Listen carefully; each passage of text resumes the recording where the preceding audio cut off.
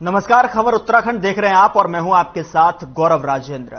विजयादशमी के त्योहार के बाद अब चार धाम के कपाट बंद होने की तारीख तय हो गई है। जानकारी के मुताबिक 26 अक्टूबर को चार धाम कपाट बंद हो जाएंगे। बता दें कि 40 लाख से ज्यादा श्रद्धालुओं ने चार धाम की यात्रा कर चुके हैं। वहीं 19 नवंबर को बद्रीनाथ धाम के कपाट भी बंद होंगे।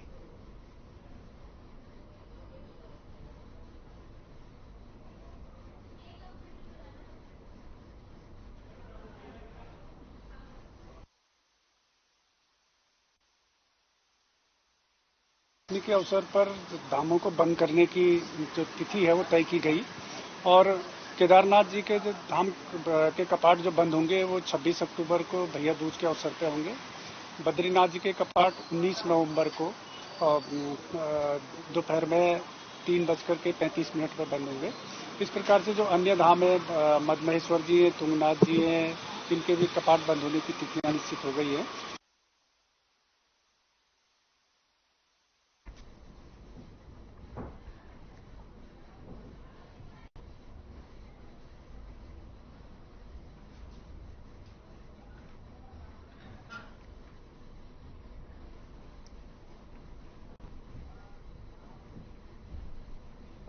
लालकुआ में विजयदशमी का पर्व हर्षोल्लास के साथ मनाया गया। विजयदशमी के पर्व के देखने के लिए हजारों की संख्या में लोग पहुंचे, जहां भारी आतिशबाजी के बीच रावण के पुतले का दहन किया गया। बता दें कि लालकुआ के इंटर कॉलेज परिसर में रामलीला कमेटी ने रावण के पुतले को सजाया। वहीं कलाकारों ने राम रावण युद्ध का सुंदर प्रदर्शन कर लोगों का मन मोह लिया, जिसके बाद रावण के पुतले का दहन किया गया। रामलीला कमेटी के अध्यक्ष बीसी भट्ट ने बताया कि विजयदशमी का पर्व हर्षोल्लास के साथ मनाया गया है, जहां हजारों की संख्या में लोग मेला प्रांगण में पहुंचे।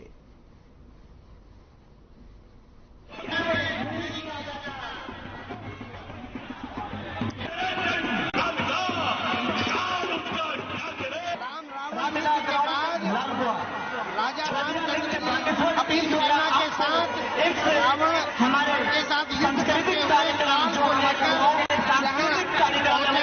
दशहरा मेला स्थल पर हमारे भीषण युद्ध हुआ राम और रावण के बीच में। उसके बाद रावण के वध हुआ है और पुतला दहन का कार्यक्रम इस समय चल रहा है।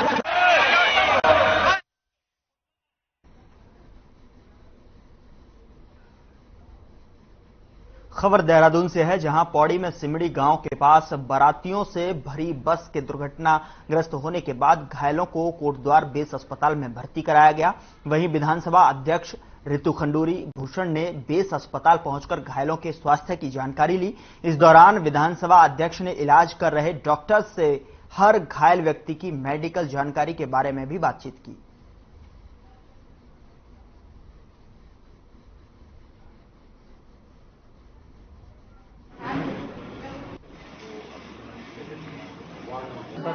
गढ़वाल में जो कल बस का हादसा हुआ है, यहाँ पर कुछ हमारे पेशेंट्स आए हैं जो घायल हुए थे और कोटद्वार में उनका इलाज चल रहा है। यही देखने आए थे कि इलाज ठीक ठाक हो और जो हमारे घायल लोग हैं वो जल्द से जल्द ठीक होकर अपने घर की तरफ चलें। तो मैं यहाँ आज कोटद्वार बेस हॉस्पिटल में उन्हें देखने आई थी और इलाज ठीक से चल रहा था।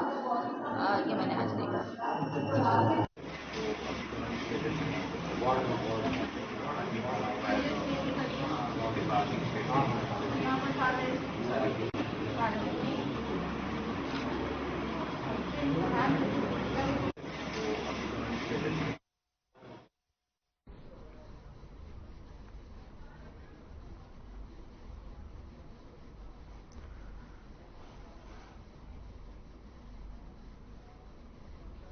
हरिद्वार के जिलाधिकारी विनय शंकर पांडे ने लालडांग गांव पहुंचकर बस हादसे में मारे गए पीड़ित परिवार को हर संभव मदद देने का आश्वासन दिया है और कहा है कि परिवार की आजीविका चलाने में कोई परेशानी नहीं आएगी। इसके लिए प्रशासन पूरी मदद करेगा। बता दें कि बस हादसे में लालडांग और आसपास के क्षेत्र के 16 लोगों की मौत हो गई थी।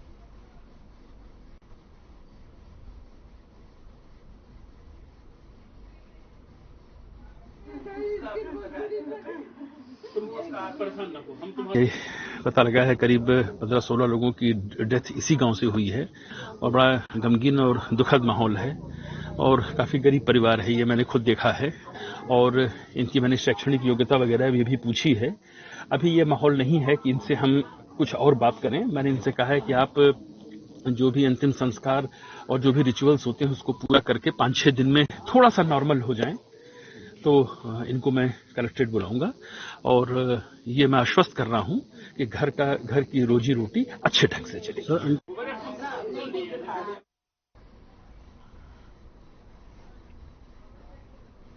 खबर रामनगर से है, जहां विजयदशमी का पर्व पूरे उल्लास के साथ मनाया गया, जिसको लेकर पुलिस प्रशासन की तरफ से सुरक्षा को लेकर पुख्ता इंतजाम किए गए थे।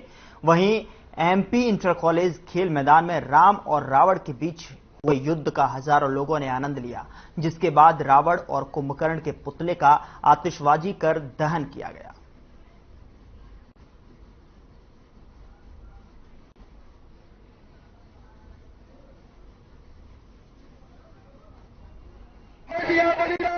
सबसे पहले मैं आपका धन्यवाद करना चाहता हूं। और आज विजयदशमी का दिन है, असत्य पर सत्य की जीत का पर्व है। मैं सभी जनता को, जनार्दन को, कमेटी के सभी लोगों का विजयदशमी की बहुत बहुत शुभकामनाएं देना चाहता हूं। हमारा जब अगले वर्ष हम लोग सब मिलें तो मंगलमय हो, शुभ हो, और ये रामलीला हमेशा ही रामनगर के लिए एक अच्छी शुरुआत है। मैं जनता को यही संदेश देना चाहूंगा कि रावण के अच्छे गुणों पर प्रकाश डालकर राम जी के चरित्र पर ज्यादा ध्यान दें, ताकि उनका उज्जवल भविष्य हो सके।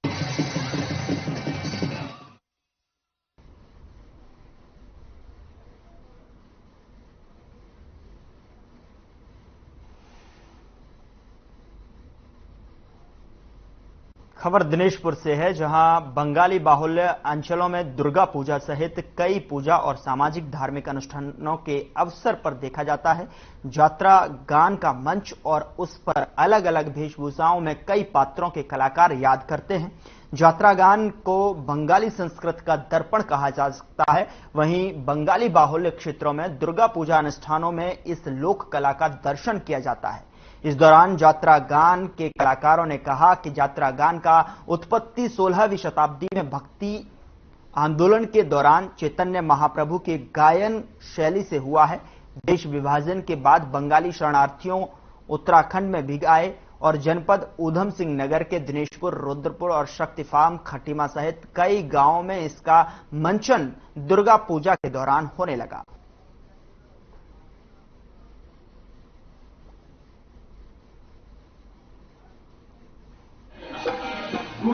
510 साल हो गया है ये यात्रा, हमारा 510 साल पुराना है ये।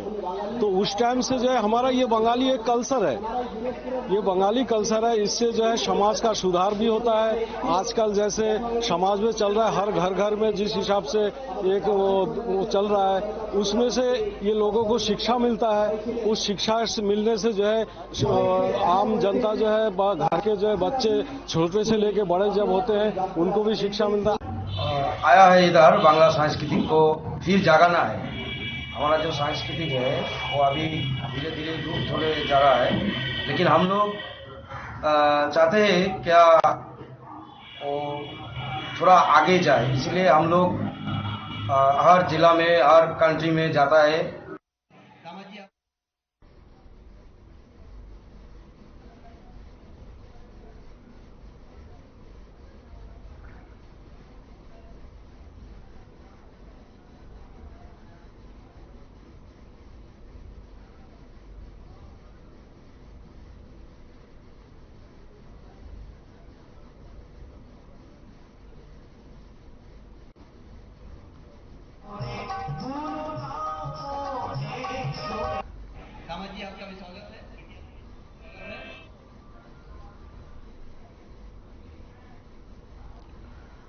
खबर रामनगर से है, जहां सरकारी अस्पताल में ड्यूटी पर तैनात डॉक्टर की ओर से मरीज के तीमारदार के साथ अभद्रता करने का मामला सामने आया है। वहीं मामले को लेकर दर्जनों युवकों ने अस्पताल पहुंचकर जमकर नारेबाजी और प्रदर्शन किया। साथ ही डॉक्टर को बर्खास्त करने की मांग की। सरकारी अस्पताल में मरीजों को बेहतर स्वास्थ्य सुविधाएं देने के मकसद से सरकार ने इस अस्पताल को पीपीपी मोड पर रख दिया था, लेकिन जब से अस्पताल पीपीपी मोड पर चल रहा है तब से स्वास्थ्य सुविधाओं और डॉक्टरों के व्यवहार को लेकर लगातार अस्पताल चर्चाओं में है। आपको बता दें कि अल्मोड़ा जनपद के सल्ट क्षेत्र में रहने वाले विक्रम रावत अपने परिवार के एक सदस्य को उपचार के लिए रामनगर के सरकारी अस्पताल लाए थे। उनका आरोप है कि ड्यूटी पर तैनात डॉक्टरों ने रेफर को लेकर धमकी देने के साथ अभद्रता की। सूचना पर पहुंची पुलिस ने मामले की जांच शुरू कर दी है।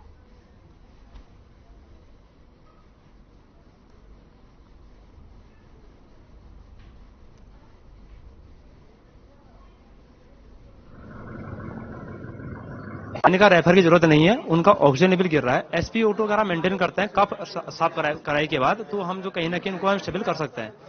लेकिन उसके बाद उन्होंने बोला कि आपको जाना है हल्द्वानी, तो मैंने 108 में कॉल किया। 108 में कॉल करने के बाद उन्होंने बोला कि हल्द्वानी जाओगे, मैंने काशीपुर ले चलो। उन्होंने मना करा तो हमने कैंसिल कर दी। वो डॉक्टर साहब कैंसिल कर दी एम्बुलेंस करके, वो इतना चिढ़ गए। वो कहते हैं कि मैं यहाँ सो रहा हूँ, आप तेरा पेशेंट और तू मेरे यहाँ पे डिस्टर्ब कर। देखिए, अभी जो मेरे पास संज्ञान में आया विक्रम जी का एक मैटर था, जो शायद 3 तारीख की रात की घटना है जो हुआ था। विक्रम जी से भी मेरी बात हुई है इसके मैटर में। मैंने इनसे बोला है कि ये मेरे साथ उस कमेटी में रहेंगे, एक मैं कमेटी बना रहा हूँ जिस पे जांच करवाऊंगा, और मैंने इनको मंगलवार तक का आश्वासन दिया है कि मैं उस पर एक्शन कर दूंगा। जो भी चीज उसमें गलती पाया जाएगा दोषी पाया जाएगा। दूसरा, आप बता रहे हैं कि लगातार गलतियां, कुछ अव्यवस्थाएं पाई जा रही हैं, मैं उस पर काम कर रहा हूँ। अभी मेरे को आपको पता होगा, अभी कुछ ही समय यहाँ पे हुआ है और मैंने बहुत व्यवस्थाएं आपको मैं बता सकता हूँ कि यहाँ पे एक रेडियोलॉजिस्ट बैठता है जो पूरे उत्तराखंड में 8 है। लोगों ने अस्पताल पहुंचकर प्रदर्शन किया। साथ ही आपको बता दें कि मरीज के तीमारदार के साथ अभद्रता का यहां पर आरोप लगाया, जिसको लेकर ड्यूटी पर तैनात डॉक्टर ने बताया कि अभद्रता की है और परिजनों ने डॉक्टर पर आरोप लगाया। लोगों ने अस्पताल पहुंचकर प्रदर्शन किया और साथ ही बताया कि मरीज के तीमारदार के साथ डॉक्टर ने अभद्रता की है।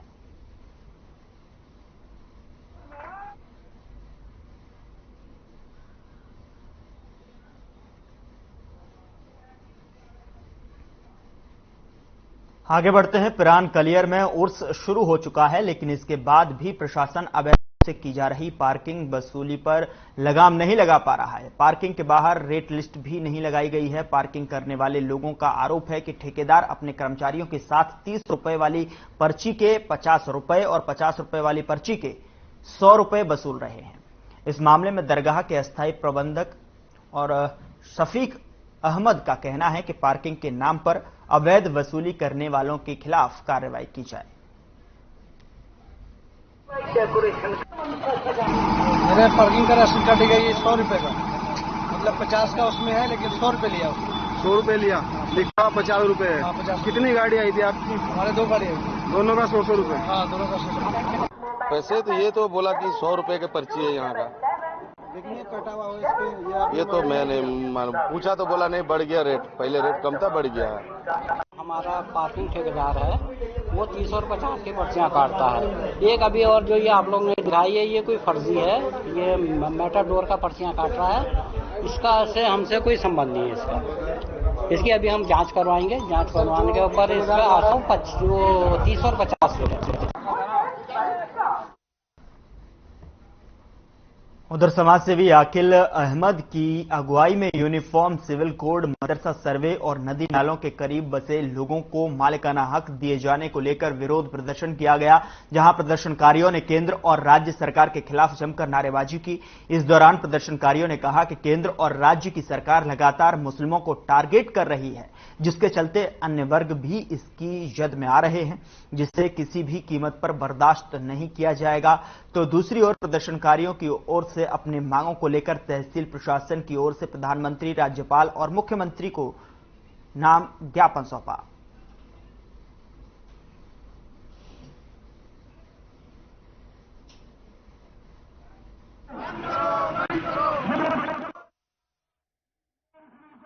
जितने भी धर्म के जाति के लोग यहाँ पे हैं, सब लोग प्यार मोहब्बत से रहते हैं। सब लोग अपने अपने धर्म को अपने अपने तरीके से, शादी ब्याह को अपने अपने तरीके से करते हैं और सब लोग शामिल भी होते हैं उसमें।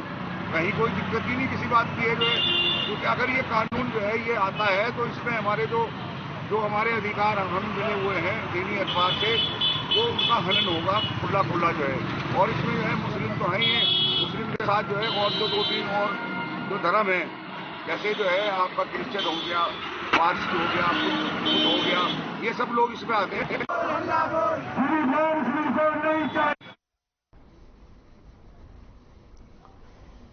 रुड़की में दरगाह साबिर पाक पिरान कलियर मेला में जायरीनों की सुरक्षा व्यवस्था से संबंधित एक बैठक का आयोजन हुआ। मेला प्रभारी बीएल भारती और थाना अध्यक्ष मनोहर सिंह भंडारी ने बैठक की अध्यक्षता की।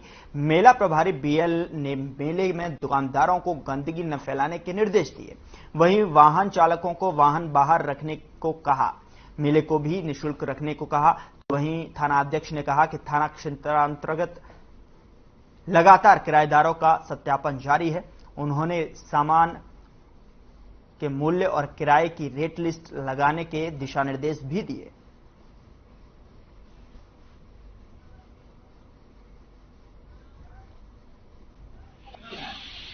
का मेला चलता है, इसमें सुरक्षा के क्या क्या इंतजाम है, बिना व्यापारियों के हम लोग करते नहीं। लेकिन जैसे काफी संख्या में यहाँ भीड़ आती है, सबसे ज्यादा घटना आज इसके लिए सभी व्यापारी को बताया गया कि अपने यहाँ आग रोकने की सारी करते हैं, जिससे की स्थिति पैदा हो और नशे के विरुद्ध और जायरीनों के साथ मधुर व्यवहार करें। ये रोडों पे रेट लिस्ट लगाए, इसमें लेकर विवाद न करें। इसी कतिपय संबंधों की चीजें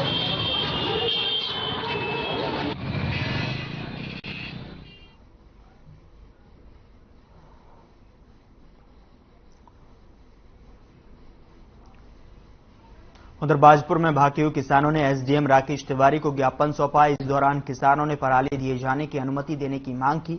बता दें कि किसानों ने बीते दिनों जिलाधिकारी की ओर से पराली न जलाने को लेकर जारी किए गए आदेश का विरोध किया और एसडीएम राकेश चंद्र तिवारी को ज्ञापन सौंपा। वहीं किसानों ने सरकार से पराली जलाने की अनुमति दिए जाने की मांग की। इसके साथ ही पराली न जलाने वाले किसानों को 5,000 रुपए प्रति एकड़ का मुआवजा देने की मांग की।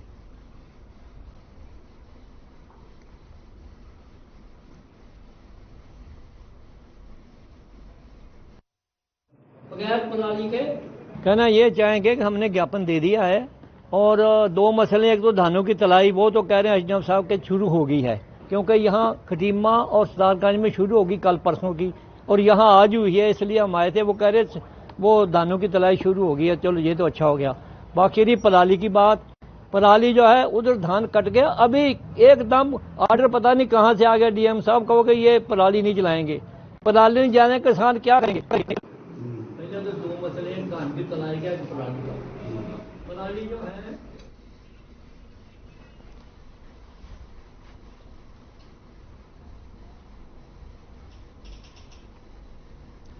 खबर लालकुआं से है, जहां सेंचुरी पेपर मिल के कर्मचारियों को बाहर करने के बाद सभी कर्मचारी आंदोलन कर रहे हैं, जिन्हें समर्थन देने के लिए बीजेपी के पूर्व विधायक नवीन दुमका अनशन स्थल पर पहुंचे। उन्होंने श्रमिकों को अपना समर्थन देते हुए कहा कि मिल प्रबंधन को कुशल कर्मचारियों को वापस लेना होगा, नहीं तो कर्मचारियों के साथ मिलकर वह भी आर पार की लड़ाई लड़ेंगे। नवीन दुमका ने कहा कि पिछले 70 दिनों से मिल से निकाले गए कुशल कर्मचारी बेरोजगार हैं और उनके परिवार को नौकरी की सबसे ज्यादा जरूरत है।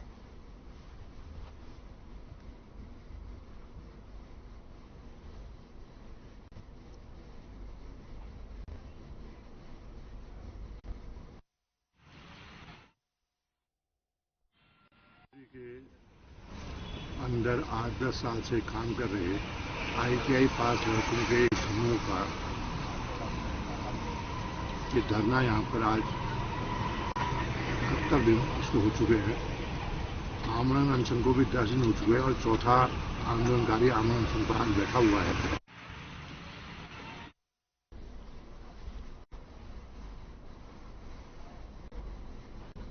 उधर अल्मोड़ा के डांडा कांडा में नाबालिग किशोरी के साथ हुए छेड़छाड़ का मामला गर्माते जा रहा है। स्थानीय लोगों ने इस मामले में आरोपियों को कड़ी से कड़ी सजा देने की मांग की है। वहीं इस मामले में दिल्ली सरकार में एसडीएम पद पर तैनात एबी प्रेमनाथ को पुलिस ने हल्द्वानी से गिरफ्तार किया है। पुलिस ने गिरफ्तार आरोपी पर मामला दर्ज कर कार्रवाई शुरू कर दी है।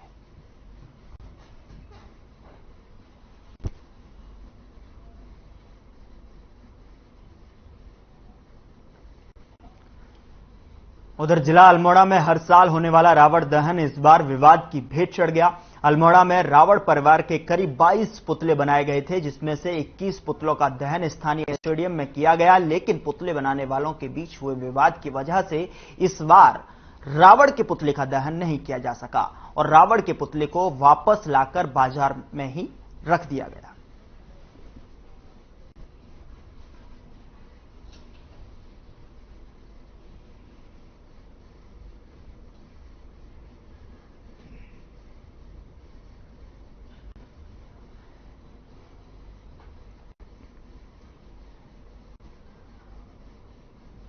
चलिए आगे बढ़ते हैं। देश भर में प्रसिद्ध सांस्कृतिक नगरी अल्मोड़ा का दशहरा पूरे धूमधाम से मनाया गया। यहां रावण परिवार के 2 दर्जन पुतलों का दहन किया गया। इस दौरान रावण के दहन को देखने के लिए भारी संख्या में लोग वहां पर मौजूद रहे। बता दें कि सांस्कृतिक नगरी अल्मोड़ा का ऐतिहासिक दशहरा महोत्सव उत्तराखंड में ही नहीं बल्कि पूरे देश में प्रसिद्ध है।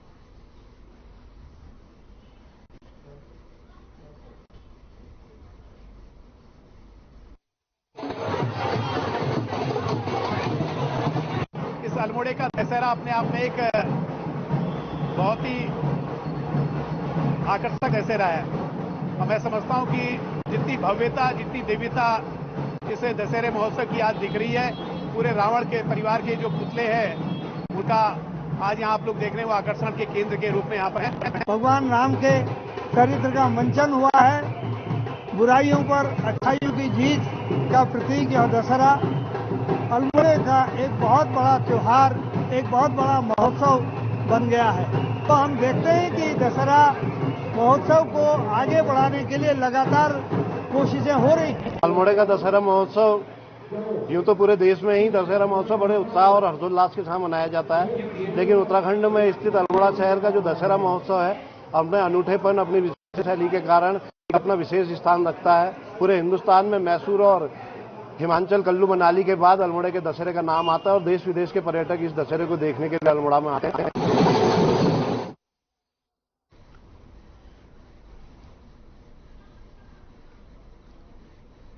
बागेश्वर में मालता में हुए सड़क हादसे में एक कार के गहरी खाई में गिरने से 3 लोगों की मौत हो गई और एक व्यक्ति घायल हो गया। घायलों को इलाज के लिए हॉस्पिटल में भर्ती कराया गया।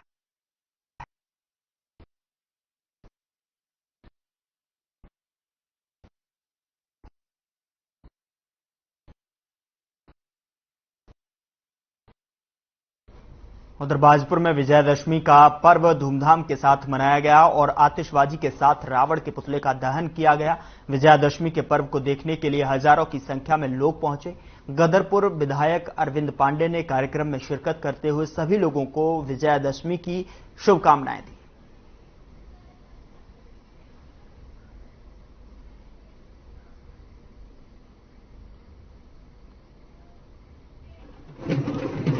विजयादशमी का त्यौहार असत्य पे सत्य की जीत का प्रतीक है। आज लंका पे प्रभु श्री राम ने विजय प्राप्त की थी और समस्त बुराइयों का नाश किया था। उसी के प्रतीक में विजयादशमी मनाया जाता है। मैं इस पावन पवित्र त्यौहार की आपके माध्यम से पूरे समाज को बहुत बहुत शुभकामनाएं। राम और रावण का गुरुद्वारे से होते हुए महासंग्राम होते हुए रावण ग्राउंड तक पहुंचा यहाँ पे और रावण ग्राउंड पे आके रावण का पुतला दहन हुआ और धूमधाम से दशहरे का पर्व जो है रामला कमेटी द्वारा बनाया गया। इसका जो है बुराई पर जो है अच्छाई की विजय, सभी जो है उससे महानुभाव से मेरा संदेश है, भी सत्य की राह पे चलें और बुराई का रास्ता छोड़ें। अगली खबर का रुख करते हैं। लक्सर में विजयादशमी का पर्व बड़ी धूमधाम के साथ मनाया गया। लक्सर में बसेड़ी मोड़ पर दशहरे के मेले का आयोजन किया गया। श्री सनातन धर्म सभा रामलीला कमेटी की तरफ से हर वर्ष इस समारोह का आयोजन किया जाता है। कमेटी के अध्यक्ष एडवोकेट राजेंद्र नाथ ने बताया कि लक्सर नगर में पिछले 85 वर्षों से रामलीला महोत्सव का आयोजन किया जा रहा है और इस दशहरे में 45 फीट ऊंचे रावण का पुतला बनाया गया है, जिसको लेकर स्थानीय लोगों में काफी उत्साह नजर आया।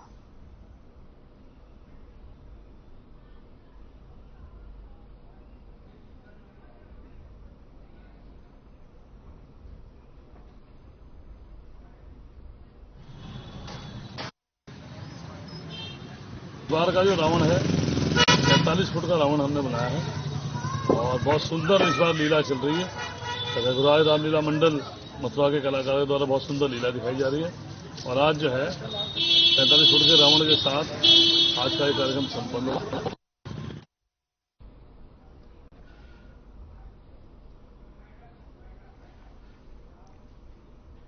फिलहाल बुलेटिन में इतना ही। नमस्कार।